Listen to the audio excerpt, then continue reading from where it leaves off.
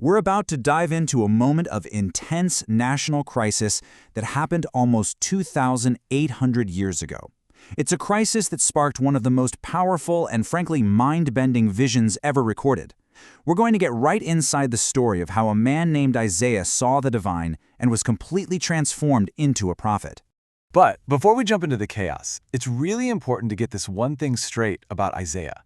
He is, at his core, a prophet of hope. The message that comes out of this incredible vision is that even when things feel like they're falling apart, better times are ahead. And that single idea, it's the lens we need to see this whole story through. All right, so what was this crisis?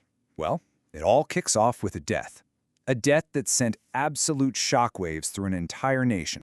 I want you to just imagine this for a second. For over half a century, 52 years, your nation has only known stability and prosperity under one single ruler. And now, just like that, he's gone. The year is 740 BCE, and for everyone in the kingdom of Judah, the future has never felt so completely up in the air.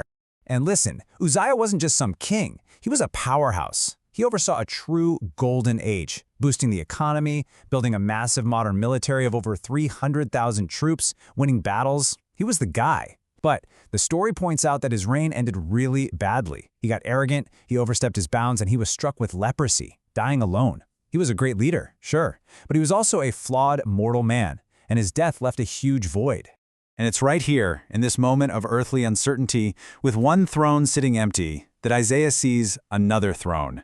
And this one is anything but empty. The power of what Isaiah sees is all about the contrast. I mean, look at this.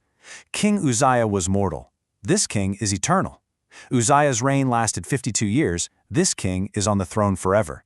Uzziah had earthly success. This king has heavenly glory.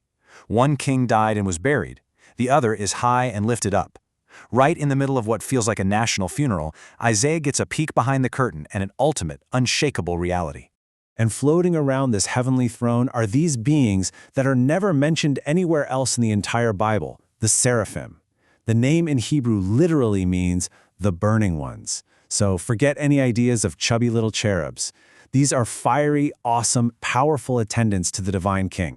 And their 6 wings are just packed with meaning. 2 of them cover their faces out of reverence. They can't even look directly at this much glory.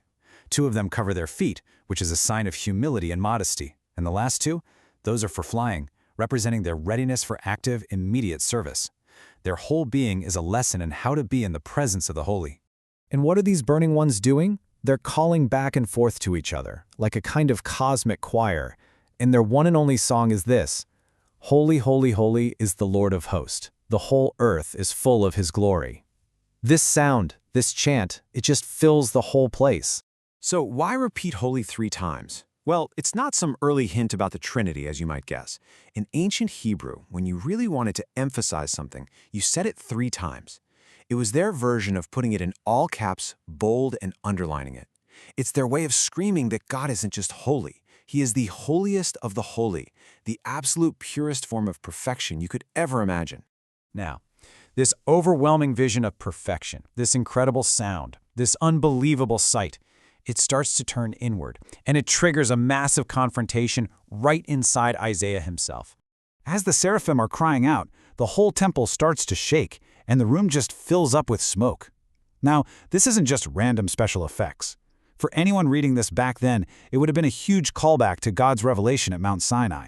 It's a way of saying, pay attention. What's happening to Isaiah right now is just as big and just as important as that.